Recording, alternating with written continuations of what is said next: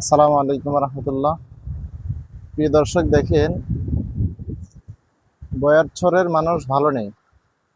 দেখেন মানুষের ঘরবাড়িগুলো কিভাবে নদীতে বিলীন হয়ে গেছে। আহ, এখন মাত্র জোয়ার আসছে। এই জোয়ারের সাথে দেখেন এই যে রাস্তার পানি উঠতেছে, এই দিক দিয়ে পানি অলরেডি উঠে গেছে। এরপরে এদিকে সব ভেঙে চুরমার হয়ে গেছে। এই যে দেখেন এদিকে মানুষের বসত বাড়িগুলো সব পানির সাথে চলে গেছে। আমি একটু সামনের থেকে দেখাই যে এই যে দেখেন এটা হলো একটা রাস্তা। তো এদিক থেকে ভেঙে সব চলে গেছে। ওই সামনের যেটা দেখা যায় ওগুলো অনেক, এই রাস্তাটা অনেক দূর ছিল। তো সেটা আজকে দেখা গেছে নদীর পথে বিলীন হয়ে গেছে। এই যে একটা গাছ পড়ছে, অবশ্যই দেখছেন, এই যে একটা গাছ পড়ে গেছে অলরেডি। হ্যাঁ, কোনো গাছে টিকবে না। এই আমার সামনে যে গাছটা দেখা যাইতেছে, এই যে এই যে গাছ যেটা দেখা যাইতেছে, এই গাছটা, এই গাছটাও কিন্তু পড়ার সম্ভাবনা খুব বেশি, খুব অল্প সময়ের ভিতর পড়ে যাবে। সুতরাং এখান থেকে সরে যাওয়াটা ভালো। এই যে দেখেন পানি কেমন উত্তাল হয়ে গেছে, ওই সাইড থেকে গাছ ভাঙতেছে। গতকালকে আমি আসি এই জায়গাতে দেখলাম দুই তিনটা গাছ, কিন্তু আজকে এখন আসে দেখলাম যে সবগুলো পড়ে গেছে। এখন একটা গাছ আছে ওইদিকে একদম মাথার, এটাও টিকবে না।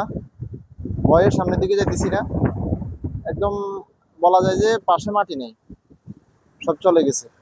এজন্য বয়ারছড় মানুষের জন্য প্রত্যেকে দোয়া করবেন, আল্লাহ পাক যাতে প্রত্যেককে হেফাজত করে। হাজার হাজার মানুষের বাড়িঘর পানির সাথে চলে গেছে। আল্লাহ, কি বলবো। এই অঞ্চলের মানুষগুলো আসলে সত্যি অসহায়, কিন্তু তাদের বসত বাড়িগুলো চলে যাওয়ার কারণে তারা হাই হুতাশ করে কান্নাকাটি করে, কিন্তু কান্নাকাটির ফলাফল কিছুই হবে না। এই যে দেখেন এই যে পানি রাস্তা, এটা হলো রাস্তা, আমি যেটাতে দাঁড়িয়ে আছি এটা হলো রাস্তা। রাস্তার উপর পানি উঠে যেতেছে অলরেডি। কত আর হয়তো 2-4-5 মিনিট পরে রাস্তার উপর পানি উঠবে। তো আমি চলে যেতেছি, কারণ আমি যে দিক থেকে আসছি পিছন দিক থেকে, এই যে এদিক থেকে, এদিকে পিছনের রাস্তা আর একটু নিচু, মানে রাস্তার মাঝামাঝিতে হয়তো একটু ভাঙাচুরা আছে। এগুলো মানে একদম নেস, ওই জায়গাগুলোর মধ্যে পানি অলরেডি উঠে গেছে।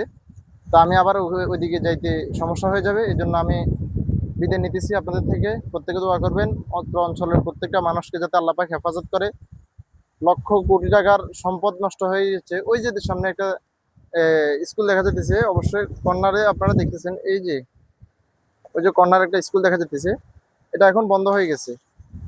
এটা এখন বন্ধ হয়ে গেছে, মানে বাচ্চা কাচ্চা কেউ আসতে পারে না, যাওয়ার কোনো রাস্তা নাই, সব পানিতে প্লাবিত হয়ে গেছে। এজন্য প্রত্যেকে বয়স্ক মানুষের জন্য দোয়া করবেন, আল্লাহ পাক যাতে প্রত্যেকটা ব্যক্তিকে হেফাজত করে। এটাই দোয়া আছে। আসসালামু আলাইকুম রহমতুল্লাহ।